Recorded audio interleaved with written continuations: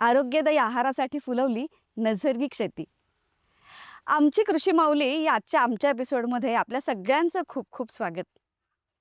आज आपण एका अशा उत्तुंग व्यक्तिमत्वाला भेटणार आहोत ज्यांनी वर्ल्ड रेकॉर्ड केलेला आहे. गिनीज बुक ऑफ वर्ल्ड रेकॉर्डमध्ये ज्यांची नोंद झालेली आहे आणि ती सुद्धा 4.5 फूट लांब अशा शेवग्याचं विक्रमी उत्पन्न घेतलं, ते सुद्धा गो आधारित नैसर्गिक शेतीवर. चला तर मग भेटूयात अशा व्यक्तिमत्वाला ज्यांचं नाव आहे गुलाबदादा घुले. गुलाबदादा, आजच्या आमच्या शोमध्ये आपलं खूप खूप स्वागत. नमस्कार. नमस्कार, नमस्कार. धन्यवाद. आपण इथे आलात, आम्हाला खूप छान वाटतंय. मला अशी इच्छा आहे की तुमचा प्रवास आपण थोडक्यात सांगावा. त्याकरता 23 वर्ष आपण सलग PMT मध्ये नोकरी केलीत आणि त्यानंतर एकदम मग कृषीकडे वळायचं असं कसं काय डोक्यात आलं? मुळात मी विषमुक्त शेतकरी म्हणण्यापेक्षा शेतामध्ये कष्ट न केलेला माणूस, शेतातल्या मातीला स्पर्श न केलेला मग मी शेतकरी. ह्याच्यामागे येण्याचं कारण की मी ज्या टायमाला PMTमध्ये 23 वर्ष सर्व्हिस केली आणि थोडं पाठीच्या मणक्यामुळे मी थोडी सेवानिवृत्ती घेतली. तोपर्यंत मी कुठल्या शेतीतल्या कामाला कधी हात नव्हता लावलेला.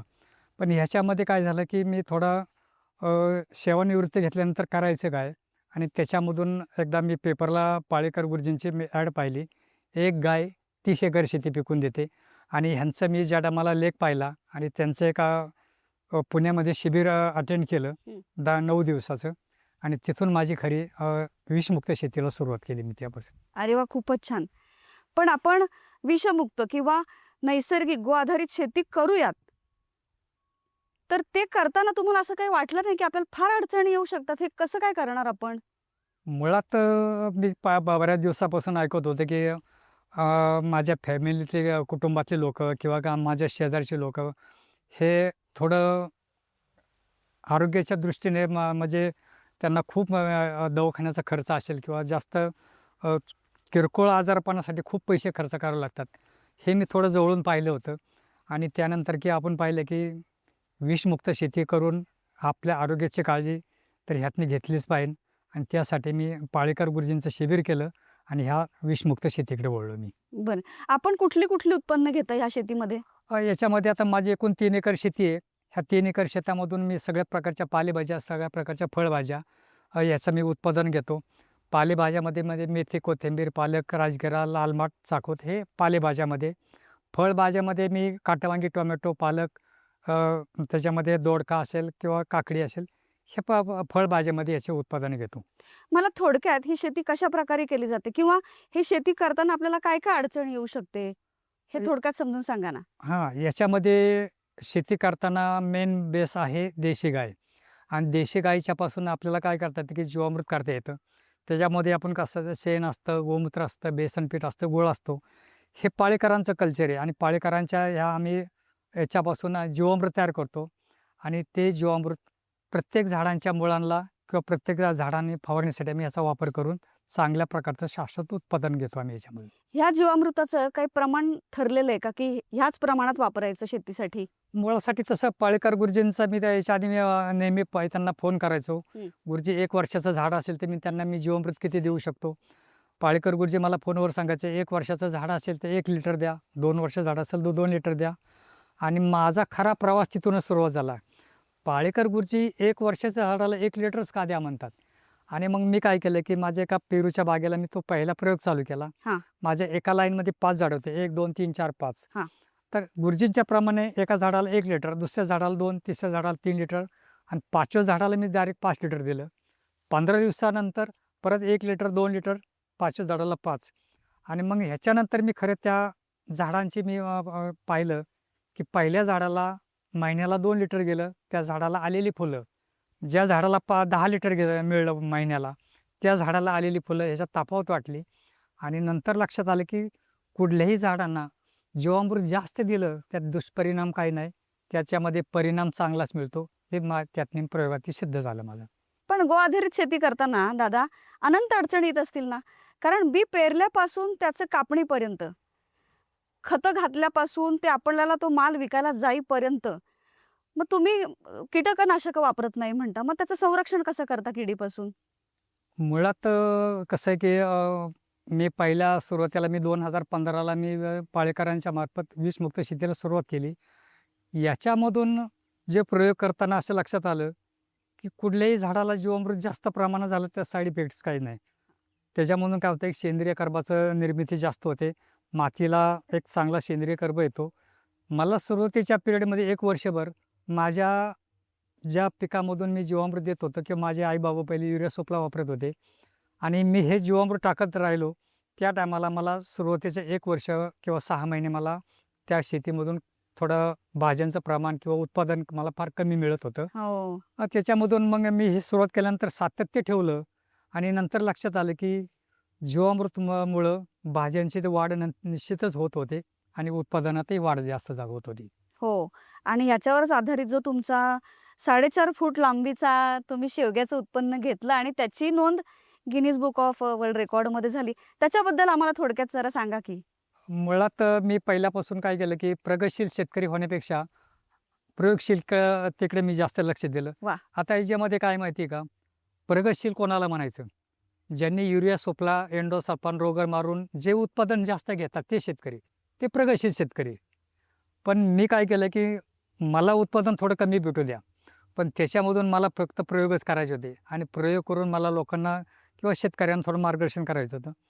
मी माझ्या शेतावर काय केलं, की माझ्या शेतावर काही झाडांनी मी निवडलेल्या झाडामधून मी त्यांना जीवामृतचा जास्त वापर केला आणि त्या जीवामृतच्या झाडांना जास्त जीवामृत दिल्यावर त्याचा परिणाम काय होतो? आता ह्याच्यामधून मी काय केलं, माझ्याकडे चिक्कूचे झाड आहेत. 2 झाडांना पहिला प्रयोग केला. जास्त जीवामृत दिलं. 15 दिवसाला 5, 15 दिवसाला 5, महिन्याला 10 लिटर.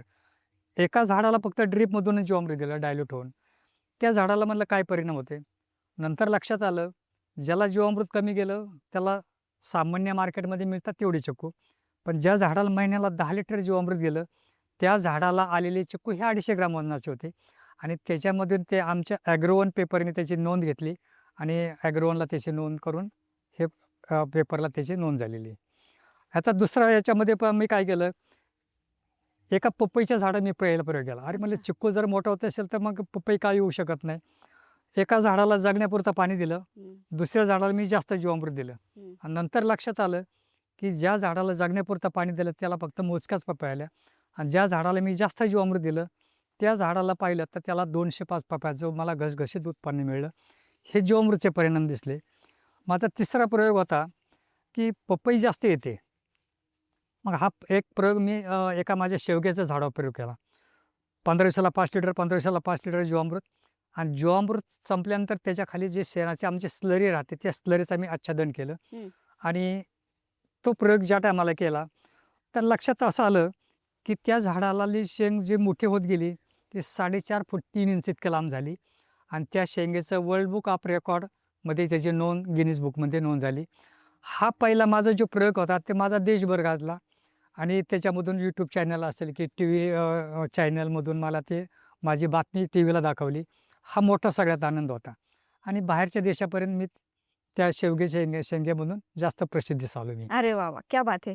मला सांगा सर दादा, आता हे तुम्ही विक्रमी केलं किंवा तुमची नोंद पण झाली.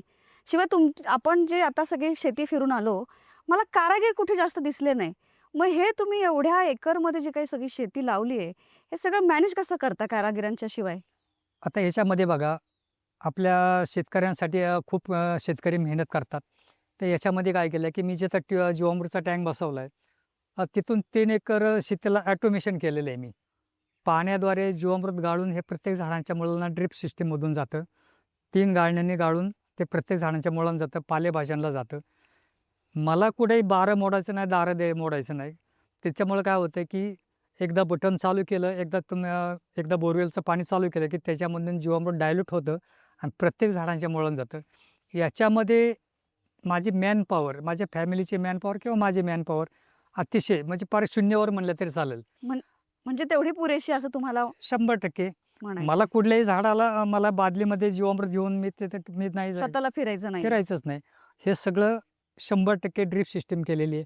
त्यामुळे जीवामृत आणि जे पाणी हे प्रत्येक झाडांच्या मुळांना जातं किंवा भाजीपाल्याला जातं. बरोबर. आता हे तर आपल्याला समजलं, की दादांनी समजून सांगितलं आपल्याला, की कशाप्रकारे ते जीवामृत तयार करतात किंवा कशाप्रकारे आज शेती करतायत. आता हे आलेलं जे काही उत्पन्न आहे, ते तर आपल्याला विकायचं आहे. मग त्याच्यासाठी एकतर बाजारपेठ पाहिजे किंवा आपला एक स्वतःचा ग्राहक वर्ग पाहिजे. तो तुम्ही कसा निर्माण केला? तर याच्यामध्ये आम्ही काय केलं की आमच्या गुरुजींनी आम्हाला पहिली नियमावली वाटून दिलेली. ते नियमावलीमध्ये आम्हाला गुरुजींनी सांगितले की कुठलाही गुरु शिष्याला चांगल्या प्रकारचं ज्ञान देणार आणि ते ज्ञान घेत असतात. पण ज्ञान दिल्यानंतर पुढची पायरी असते विक्री व्यवस्था. ही विक्री व्यवस्था हे आपापल्या शेतकऱ्यांनी शोधायची असते. आपापल्या शहरामध्ये जवळपास कुठली मर्यादित असेल तिथं शोधायची असते. मग आम्ही याच्यामध्ये संकल्पना असेल की आमच्या पाळेकरांच्या शेतकरी आम्ही ग्रुप तयार केला. पुण्यामध्ये काही सोसायट्यामध्ये आम्ही याचा डेमो दिला आणि काही तिथं आम्ही ॲडमिन तयार पण झाले आणि आमच्या ह्या भाज्यांची विक्री चांगल्या हायफाय सोसायट्यामध्ये आम्ही ह्या भाज्यांची ऑनलाईन पद्धतीने विक्री चालू केली. त्याच्यामध्ये आम्ही काय केलं की दलाल हा ठेवला नाही. म्हणजे येणारं उत्पादन आमच्या पूर्ण 100% आमच्या खिशामध्ये आलं. मुळात आपल्याला शिकलेले जे मुलं असतात त्यांना भाजी विकायची लाज वाटते. ह्याच्यामधून आम्ही काय केलं की आमच्या मला म्हणजे मुलांच्यामधून आता काय केलं की मुलांना हा त्यांच्या अंगावर हा भार दिला की हे भाजी विक्री तो करायचीच ऑनलाईन पद्धतीने. त्याच्यामधून आम्ही काय केलं की नावातच दलाल. मग दलालांच्या हातात आम्ही भाजीपाला न देता आम्ही स्वतः जागेवर जाऊन याची भाजींची विक्री व्यवस्था केली आणि त्याच्यामधून आम्हाला चांगल्यापैकी नफा आमच्या खिशात राहिला. खूपच चांगलं. म्हणजे डायरेक्ट शेतकरी ते ग्राहक Yes. असे तुम्ही संबंध प्रस्थापित केलेत आणि ह्याच्याद्वारे तुमच्याकडे आता अनेक ग्राहक तुम्ही जमा झालेत असं तुम्ही हो. म्हणताय. पण सुरुवातीला तुम्हाला खूप अडचणी आल्या असतील ना, की म्हणजे ही खरंच गो आधारित शेती आहे, नैसर्गिक आहे का रासायनिक आहे? ओळखणं कठीण आहे ना कारण. बरोबर. तर मग हे तुम्ही लोकांना कसं पटवून दिलं, की आपलं नैसर्गिक आहे आणि हे तुम्ही घ्यायला पाहिजे? आता ह्याच्यामध्ये आम्ही भाजीची विक्री करत असताना आमच्याकडून ग्राहक तर भाजी इथे घेत होते. हां. पण ह्याच्यामध्ये आता आम्हाला फीडबॅक असे आले, की जी कोबीची भाजी आहे, आता बघा जे शेतकरी रासायनिक कोबी वगैरे किंवा फ्लावर शिजवतात, हो. तर हे भाजी तुम्ही बघा भाजी शिजवल्यानंतर जे आपण भांडी घासतो, की ती कुठल्याही पद्धतीने भांडी घासली तर परत भांड्याचा वास घेतात, त्या भांड्याचा वास येतो. हो. आता ह्याच्यामध्ये काय होतं, की फीडबॅक काय येतो, जी मुलं फ्लावर किंवा कोबीची भाजी म्हणलं ना, की नाक मुरडतात. पण आम्हाला फीडबॅक काय आले, की आमची मुलं सलाडमध्ये सुद्धा ह्या कच्च्या भाज्या खाऊ शकतात. म्हणजे हे जे आता आम्हाला फीडबॅक आले, की की हे विषमुक्तचं म्हणजे आम्हाला त्यातनं लोकांचे फीडबॅक आले आणि त्यातनं हा संदेश चांगल्यापर्यंत पोहोचला गेला. खूपच चांगलं. शिवाय दादा तुम्ही मगाशी सांगितलंत मला सांगताना, की परदेशामध्ये सुद्धा तुमचा हा जो तुम्ही विक्रम केलाय किंवा आपण जे आता गो आधारित शेती करता याच्याबद्दलची माहिती परदेशात सुद्धा गेली आणि तिथून सुद्धा काही विद्यार्थ्यांनी आपल्या गो आधारित शेतीला भेट दिली आहे. बरोबर. तर तुमची अशी भविष्यात इच्छा आहे का, की विद्यार्थ्यांसाठी म्हणजे भारतातल्या सुद्धा आणि भारताबाहेरच्या सुद्धा, की त्यांच्यासाठी प्रशिक्षण करावं, की जास्तीत जास्त लोकांपर्यंत गो आधारित शेती, नैसर्गिक शेती ही पोहोचावी आणि त्यांनी तुमचा आदर्श घ्यावा? आता इथं बघा आमच्या इथं काय होतं, आमच्या ॲग्रो टुरिझममध्ये शेती शाळा भरवली जाते. त्याच्यामध्ये गावोगावातल्या महिला बचत गट असतील किंवा पुरुष मंडळींचे गट असतील, इथं आम्ही शेती शाळा भरवतो. हं. ह्याच्यामध्ये काय असतं, की देशी गायची माहिती, देशी गाय म्हणजे काय, जर्सी गायची माहिती, ती कशी उत्पत्ती होते, देशी गायपासून आपल्याला काय मिळतं, त्याच्यापासून जीवामृत करता येतं, त्याला लागणारे घटक इथं शेती शाळेमध्ये शिकवले जातात. हं. परत फवारणीच्या काही निविष्ठा असतात, हं. त्यांना या ठिकाणी आम्ही त्याची माहिती देतो आणि इथं प्रत्यक्षात आम्ही प्रॅक्टिकलसुद्धा दाखवतो. आणि ह्याच्यामधून काय होतं, की ह्या शेती शाळेमधून महिला बचत गट असतील किंवा काही पुरुष लोकं असतील किंवा शाळा कॉलेजचे विद्यार्थी असतील, ह्यांना इथं शेती शाळेचं ज्ञान दिलं जातं. भविष्यामध्ये अ, विषमुक्त शेतीकडं ह्या लोकांनी वळलं पाहिजे आणि आपलं कुटुंब आत्मनिर्भर किंवा विषमुक्त भाजीपाल्याची सुरुवात ते करू शकतात. तर त्यांना त्यांचे ज्ञान घेऊन ते जातात. अगदी बरोबर आहे. कारण आज ही काळाची गरज झालेली आहे, की विषमुक्त शेती करायलाच पाहिजे. का तर आजकाल जे आपण बघतो शुगर आहे, बीपी आहे, हे सगळे जे आजार होतात किंवा त्याच्यापेक्षा सुद्धा जे महारोग होत आहेत, त्याकरता हे नवीन येणाऱ्या शेतकऱ्यांपर्यंत किंवा नवीन येणाऱ्या पिढीपर्यंत हे पोहोचलंच पाहिजे असं नक्कीच मला वाटतं. दादा मला सांगा, आपल्या कुटुंबातले कोण-कोण लोकं आपल्याला मदत करतात खऱ्या अर्थाने? माझ्या कुटुंबामध्ये आता बघा माझी मिसेस, हां. मी, माझी सूनबाई असेल, माझा मुलगा असेल, हं. आमची आई आहे. आम्ही असे एक 5 ते 6 जणांचं कुटुंब आहे.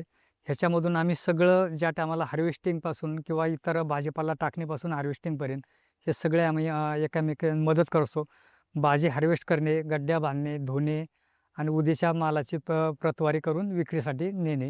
हे आम्ही घरच्या घरीच काम करतो. त्याला कुठलाही आम्ही बाहेरचा मजूर हा घेतच नाही. त्याच्यामुळं हे घरच्या घरीच आम्ही सगळे मंडळी आम्ही त्या दिवशी करतो. खूपच कौतुकास्पद आहे. अतिशय साधं राहणीमान असलेले तुमचे एवढे म्हणजे आधुनिकतेची जोड देऊन तुमचे जे काही विचार आहेत त्याच्याबद्दल तुमचं फार कौतुक वाटतं मला. पण कधी असं झालंय का, की आत्ता जे काही वातावरण बदल आपण बघतोय ह्याच्यामुळे शेतीवर किंवा येणाऱ्या पिकावर काही खूप नुकसान कधी तुमचं झालंय का?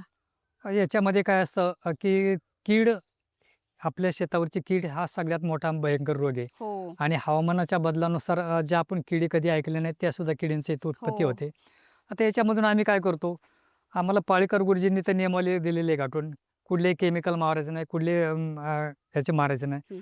तर ह्या निविष्ठा आपल्याला घरच्या घरी करता येतात.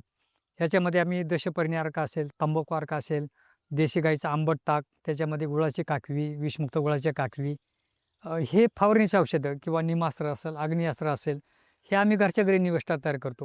ह्याला कुठचाही आयात खर्च नाही आहे. उदाहरणार्थ म्हणलं तर जीवामृत करायचं म्हणलं तर देशी गाय माझ्या घरची आहे. हं. देशी गायचं गोमूत्र माझ्या घरचं आहे. आम्ही शेतामध्ये हरभरा करतो. बेसन पीठ माझ्या घरचं आहे. राहिला प्रश्न विषमुक्त गुळाचा, 1 किलो गुळाचा. आम्ही फक्त तोच विकत घेतो. आज युरिया सोपल्याची किंवा 19-10-26ची एक बॅग आपण 1,500ला विकत घेतो. हो ना. आणि गूळ फक्त आम्ही ₹80 विकत घेतो. ₹1,500 कोणाकडे, ₹80 कोणाकडे. आणि तेवढ्या ह्यात एक एक ₹80च्या गुळा फक्त आयात आमचा खर्च राहतो. हं. आता आता हा तुम्ही म्हणताल की वर्षाचा तुमचा किती खर्च असेल? हं. तर वर्षाचा खर्च माझा ₹3,000 ते ₹3,500 खर्च 3 फक्त? एकरासाठी 3 एकरासाठी. आणि हा खर्च फक्त आहे तो गुळाचाच आहे. बाकीचं निविष्ठा आहे माझ्या घरचे आहेत. याच्यामधून मग आता जीवामृत तयार करतो, फवारणीसाठी तो वापर करतो. दशपर्णी अर्क माझ्या शेताच्या बांधावर ह्या वनस्पती कडू वनस्पती आहेत, ज्या शेळ्या मेंढ्या खात नाहीत. त्याच्यामध्ये करंजपाला आहे, निरगुडी आहे, निर्गिले, हं. रामफळे, हं. सीताफळे किंवा तुमचं जे शेवगा आहे. ह्या काही 10 वनस्पती आहेत. ह्या 10 वनस्पतीच्यापासून आम्ही ज्या का त्या आम्ही हे बनवतो दशपर्णी अर्क, तो अतिशय जहाल राहतो. आता ह्याच्यामध्ये फवारणीचं शेड्यूल काय राहतं, हं. की केमिकल फवारणी करताना कुठलाही जे आपल्याला जे सेवा केंद्रवाला सांगतो, एंडोसल्फान असेल, की बाबा आठवड्यातून एकदा मारायचे सांगतात. आमच्याकडं थोडं उलटं आहे. आम्हाला आठवड्यातून 2दा स्प्रे द्यावा लागतात. का? तर आम्ही केमिकल मारत नाही. 4 दिवसातून एकदा, 4 दिवसातून एकदा. आम्ही ह्याच्या आलटून-पालटून फवारणी करतो. आज दशपर्णीची फवारणी केली, पुढच्या 4 दिवसांनी तंबाखू अर्काची फवारणी असते, पुढच्या 4 दिवसांनी जीवामृतीची फवारणी असते. ह्या फवारणी आम्ही आलटून-पालटून आठवड्यातून 2दा करतो. कीड यायची वाट आम्ही पाहत नाही. त्याच्यामध्ये आम्ही काय करतो, आंबट ताकाची फवारणी. हं. आपल्या देशी गाईचं आंबट ताक असतं. गुळाची काकवी किंवा गुळाचं पाणी आम्ही करतो. ते एका पंपाला साधा अर्धा लिटर ताक घेतो. त्यात गुळाची काकवी असेल तर कपभर मिक्स करतो. हं. 15 लिटर पाण्यामध्ये मिक्स करायची, गाळणीने गाळायचं, पंपात भरायचं. आता हे आंबट ताकाची फवारणी कशासाठी असते? कुठल्या आपल्या ज्या झाडाला फुलं प्राप्ती होतात. हो. काटवांग्याला फुलं आली, टोमॅटोला फुलं आली, आंब्याला, मोहराला, सीताफळीला फुलं आली. ह्या फुलावस्थेमध्ये आम्ही आंबट ताकाची फवारणी करतो. ह्याच्यामधून काय होतं, ताकाचं 2 प्रकारे काम करतं. ताक हे बुरशीनाशक आहे. हं. ताकामध्ये सायट्रिकपणा आहे. त्याच्यामुळं काय होतं, की त्या झाडाला आलेली फुलं गळण्याचे चान्सेस कमी राहतात. हं. दुसरं, आम्ही त्याच्यामध्ये गुळाची काकवी किंवा गुळाचं पाणी मिक्स का करतो? ते 2 प्रकारचं कार्य करतं. त्याच्यामध्ये पहिलं कार्य काय आहे, की गुळाची काकवी स्टिकर म्हणून काम करतं. पानाला चिटकून ठेवणे पहिलं काम करतं. दुसरं गुळाच्या काकवीचा त्यातमध्ये काय असतं, ज्या फुलावर आपण स्प्रे करतो, त्या फुलावर गोडीमुळं मधमाशी परागीकरणासाठी येते. आणि परागीकरण झालं तर आता आपण ज्या टायमाला शिवर फेरी केली ते तुम्ही पाहिलं आंब्याला किती आंबे आलेले आहेत. हो. द्राक्षाच्या झाडाकडे बंचच्या बंच आलेत. मग आम्ही हे लोकांना इथे दाखवतो, की कुठल्याही रासायनिक निविष्ठा न वापरता घरच्या घरी आपण ह्या निविष्ठा वापरल्या तर निश्चित याचा फायदा आपल्या शेतकऱ्यांना होऊ शकतो. पण दादा आता तुम्ही मला म्हणालात, की आठवड्यातून 2दा तुम्ही स्प्रे करता. हो. ह्याचा काही दुष्परिणाम होत नाही झाडांवर? मुळात आपण कुठले केमिकलच मारत नाही. हां. मुळात काय असतं, की ह्याच्यामध्ये केमिकलचा कुठलाही अंश नाहीच आहे. त्याच्यामुळं मुळात काय होतं, की मी आज जीवामृतची फवारणी केली. हो. त्या जीवामृतच्या फवारणीमुळे काय त्या पानावर तो 3 ते 4 दिवस वास टिकून राहतो. हं. तिथे कुठली कीड येत नाही. नंतर मी पुढच्या आठवड्यात 4 दिवसांनी काय करतो, तंबाखू अर्काची फवारणी करतो. त्याचाही वास 4 दिवस टिकून राहतो. म्हणजे आपल्या पानावर, आपल्या पिकावर कुठली कीड अट्रॅक्ट होत नाही. हं. त्यामुळं कीड यायची वाट बघायची नाही, बरोबर. स्प्रे आपले हे करत राहायचे. आणि निश्चितच त्याच्यामुळे उत्पन्नामध्ये फरक पडतो. फरक पडतोच, 100% अगदी उत्पन्नात वाढच होते. बरोबर. तुम्ही मला परागकणांचं पण सांगितलं. हां. आपण मगाशी जेव्हा शिवार फिरून आलो, तेव्हा तुम्ही मला दाखवलं, की मधमाशांसाठी तुम्ही तिथे अशा प्लास्टिकच्या छोट्या-छोट्या बाटल्या लावल्यात. ते आमच्या प्रेक्षकांना जरा समजावून सांगा. कारण मला वैशिष्ट्य त्याचं असं वाटलं, की परागकणांसाठी जरी तुम्ही तिथे त्या छोट्या बाटल्या लावल्या असल्या, तरी तुम्ही मधमाशांचं मध कधी वापरत नाही. त्याचं कारण आमच्या प्रेक्षकांना सांगा. आता माझ्याकडे शिवार फेरीला काही शेतकरी येतात किंवा काही बरेच लोक व्हिजिट करतात. हं. तर याच्यामध्ये आम्हाला शेतकरी इथं सल्ला देतात, दादा तुम्ही इतकं छान गार्डन बनवले किंवा छान झाडी आहे, हो. मग इथं तुम्ही मध पेट्या का ठेवत नाही? मुळात कसं आहे की माझा हा परिसर विषमुक्त आहे. त्यामुळं मधमाशांना बोलवायची गरज नाही. ते स्वतः येऊन आमच्याकडे त्याची वस्ती करतात. अरे वाह! आम्ही काय करतो, अ, पावसाळ्यामध्ये आम्ही ज्या माठातला कोणी पाणी पित नाही. पाणी पितात ते उन्हाळ्यात पितात. हं. मग आम्ही ह्या माठाचा उपयोग काय करतो, झाडाच्या डोलीमध्ये ते माठ ठेवतो. त्या टायमाला मोहर यायची परिस्थिती निर्माण होते किंवा फुलं यायच्या टायमाला. मग हे मधमाशा काय करतात, आमच्या माठामध्ये येऊन वस्ती करतात. हं. मधमाशाला बोलावं लागत नाही, ते येतात. आणि ह्याच्यामधून काय होतं, की त्या मधमाशाचं आम्ही कधी मध काढत नाही. हे शेतकऱ्यांचे मित्र आहेत. कारण हे मधमाशी ह्या झाडाने उडून त्या फुलावर, त्या फुलाने उडून त्या फुलावर जाते आणि परागीकरण करतात. आणि तुम्ही आता पाहिले, की त्या आपल्या झाडांना किंवा किती झाडांना फलप्राप्ती झालेली आहे, हे तुम्ही आता पाहिलेलं आहे. आता आमच्याकडे काही शेतकरी काय करतात, मध काढताना चावतात. मग हं. काही शेतकरी किंवा इतर लोकं काय करतात, कुठेतरी एखादा जाळाचा टेंबा पेटवतात आणि ते जाळून मधमाशांचा प्राण घेतात.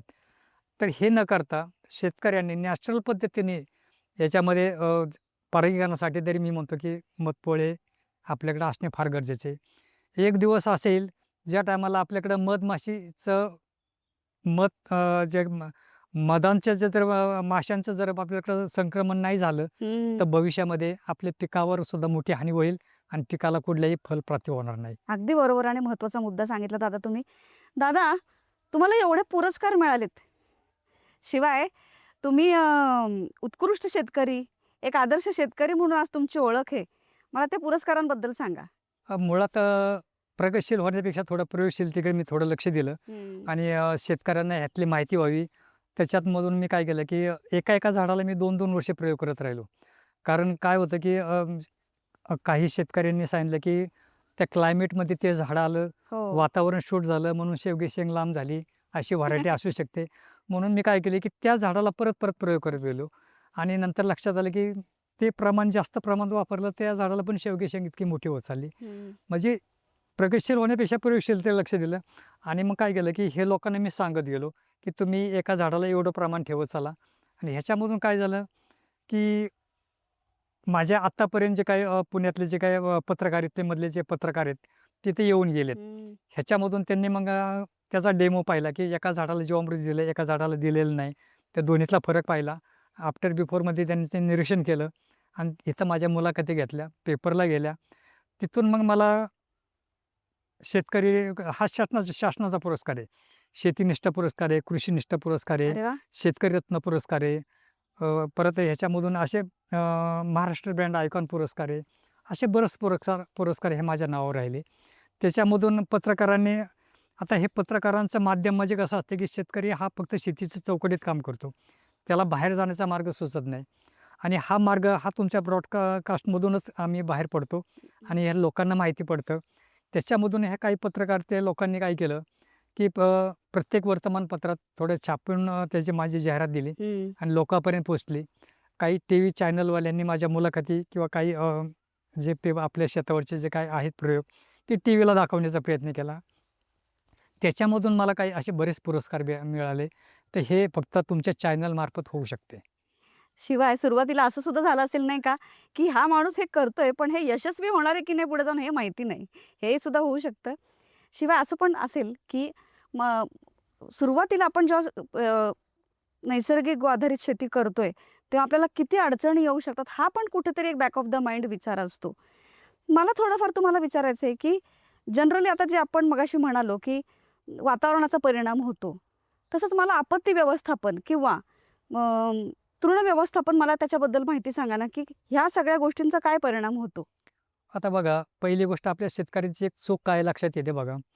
मुळात कसं माहिती आहे का, जो शेतकरी स्वतः शेतावर फील्डवर काम करतो, ते त्याच्यात पूर्ण त्याचा डाटा त्याच्या डोक्यातच असतो, आपण कुठं चुकतंय. अच्छा. आता ह्या तृण किंवा गवताच्या संदर्भात जर बोलायचं म्हटलं, तर आपल्या शेतामध्ये काय होतं, की आपण काही शेतकरी इतक्या चुका करतात. एका एका एकराला नाही म्हटलं तरी 10-10 ट्रॉल्या किंवा 10-10 बैलगाड्या शेणखत टाकतात. हम्म. आणि त्या शेणखतामधून ज्या गाईच्या शेणामधून जे काही न पचलेलं जे काही बियाणं असतं, हो. ते परत आपल्या उकिरड्यामध्ये जातात, त्याचंच उगवण होते. याच्यामध्ये आम्ही काय करतो, की आपला शेतकरी असं पीस करून प्रत्येक पृष्ठावर त्याचे खत टाकतो. हम्म. आणि काय होतं, की ज्या टायमाला तो बेड बनवतो, 50% बेडवर खत येतं, 50% मध्येच राहतं. हम्म. आणि मधल्या बेडला जर पावसाळ्यात पाणी मिळालं, तर त्या बियाण्यांची उगवण जास्त होते. बरोबर. आता याचं संवर्धन कसं करायचं, की बघा, माझ्याकडे तर गवत उगवले आणि आपला शेतकरी काय करतो, आज मला खुरपणीला बाया मिळतील, उद्या मिळतील, असं करून 15 दिवस जातात. ते तण वाढलं जातं, बिया तयार होतात, पक्व होतात आणि ते बिया खाली पडतात. आणि ह्याची उत्पत्ती ह्याच्यामधून जास्त होते. आता ह्याच्यामध्ये आम्ही काय करतो, एकदा तणाने त्याचे डोके त्याचं तण एकदा वाढलं, 4 इंच 3 इंचाचं वाढलं, की आम्ही काय होतो, आपल्याकडे एक पॉवर विडर आहे हम्म. किंवा छोटा ट्रॅक्टर आहे. त्या तणाला बी यायच्या आधीच आम्ही क्रॅश करतो. हम्म. म्हणजे त्याचं बी येण्याच्या अगोदर क्रॅश केलं, तर त्या बियांपासून बऱ्यापैकी तणांचं निर्मूलन होऊ शकतं. बरोबर. आता याच्यात आपत्ती व्यवस्थापनामध्ये बघा, आता कसं आहे, तिथं पण शेतकऱ्यांची कशी चूक होते. आता तुम्ही उन्हाळ्याभर काय करता, की तुम्ही तुमच्या विहिरीचं, बोरवेलचं पाणी सपाट वाफ्यामधून देता. ह्याच्यामधून काय होतं, की भाज्याचं उत्पादन घेतो. पण हे तुम्हाला ठीक आहे, उन्हाळ्यामध्ये पाण्याचं सपाट वाफ्यात भाजी घेऊ शकता. पण पावसाळ्यात काय? हम्म. तुम्ही जर सपाट वाफ्यात पाऊस पडला आणि त्याच्यामध्ये ज्या भाज्या घेतल्या आणि त्या भाज्यामध्ये पाणी साठून राहिलं, तर तुमच्या भाज्या पिवळ्या पडतात. मग याच्यासाठी काय असतं, की मग पावसाळ्यामध्ये सपाट बेडवर भाजी न घेता उंच आकाराचे आपल्याला बेड बनवायचे, की जेणेकरून पाऊस किती पडला ते पाणी त्या खालनी उतरून नालीमधून निघून गेलं पाहिजे. आणि मधल्या ज्या बेडला तिथं वापसा तयार होतो आणि आपल्या भाज्यांना कुठलीही हानी पोहोचत नाही. तर ते आता तुम्ही पाहिलंच असेल. हो. दादा, तुम्ही शेतीबद्दल मला माहिती सांगितली. आता 3 एकरची एवढी मोठी शेती करायची म्हटल्यावर पाण्याचं व्यवस्थापन हे बघणं आलं. तर तुम्ही जरा ड्रिपिंगची माहिती मला सांगा ना, कसं केलंय? आता याच्यामध्ये काय असतं, की आपले शेतकरी काय करतात, उन्हाळ्या दिवसामध्ये ड्रिप ज्या टायमाला अंतरतात, त्या बेडवर वर अंतरतात. हो. आता याच्यामध्ये काय होतं, की उन्हाळ्यामध्ये ड्रिपचा पाईप प्रसरण पावतो. जिथं मी काटवांगी किंवा टोमॅटो लावले, हं. तिथं प्रसरण पावलं तर तिथं पाणी पडण्याची जागा ती दिशा बदलते आणि थोडं दुसरीकडे पाणी पडतं. हम्म. आता याच्यामध्ये काय असतं, की काही शेतकरी म्हणतात, आमची नवीन सुरुवात आहे. जे काही आम्ही ड्रिपचा पाईप वापरतो, ते चांगल्या कॉस्टमधले वापरू का साधे वापरू? मी लोकांना सांगतो, की शेतकऱ्यांना, की "मग तुम्ही साधे वापरा." हम्म. तर याच्यामध्ये काय करायचं, की तुम्ही जे साधे जे ड्रिप वापरले, तर साधारण जमिनीच्या काही बेडच्या खाली 2 इंच गाडायच्या खाली आणि त्याच्यावरतून माती टाकून ती भर द्यायची. याच्यामध्ये काय होतं, की मातीचा लोड पडल्यामुळं ते ड्रिप प्रसरण पावत नाही आणि जिथं आपण क्रॉप लावले तिथंच त्या झाडापाशीचं पाणी पडत राहतं. आता बरेच शेतकऱ्यांचं हे सांगतात, की "दादा, मातीमध्ये गाडल्यानंतर त्या होलमध्ये माती जाऊन ड्रिप चोकअप होत नाही का?" तर अजिबात होत नाही. हम्म. कारण जो पाण्याचा प्रवाह आपण सोडला जातो, त्या ठिकाणी ते पाणी तिथली माती बाजूला सारते आणि त्या मुळाला तिथं आपल्याला पाणी मिळत राहतं. त्यामुळं तुम्ही साध्या पद्धतीचे जे ड्रिप वापरले, तरी हे शेतकऱ्यांना चांगलं फायदेशीर ठरतं. दादा, भविष्यात तुमची अशी काही इच्छा आहे का, की नवीन जे आता शेतकरी होऊ घातलेत किंवा नवीन पिढीला प्रशिक्षण देण्याची तुमची काही इच्छा आहे का? आता याच्यामध्ये बघा, माझा शेतीमधला अमूल्य वेळ थोडा मी खर्च करतो आणि याच्यामध्ये का ते आमच्या तर कार्यशाळा तर भरवली जातेच. हो. दुसरी गोष्ट, की प्रत्येक शेतकऱ्यांच्या शेताच्या बांधावर जाऊन मला एवढा काही वेळ नसतो. कारण माझं शेतातलं काम थांबलं जातं. तर याच्यामध्ये मी आता काय करतो, की आमच्या भोर तालुक्यामध्ये किंवा भोर तालुक्याच्या बाहेर काही जे शाळा कॉलेजेस असतात, तिथं मला संधी मिळते, की मी तिथं काय करतो, की मी विद्यार्थ्यांना मार्गदर्शन करतो. तर मी काय करतो, की एक 4 दिवस अगोदर जाऊन शाळेतल्या प्राचार्यांना विचारतो, "सर, तुमच्या शाळेमध्ये किती विषय शिकवतात?" ते हम्म. म्हणतात 8 विषय. मराठी, हिंदी, इंग्लिश, इतिहास, भूगोल, नागरिकशास्त्र, विज्ञान. मग त्यांना सांगतो, की माझा 8 विषयामधून 9वा विषय माझा ठेवा. ते म्हणतात, "कुठला?" "विषमुक्त शेती."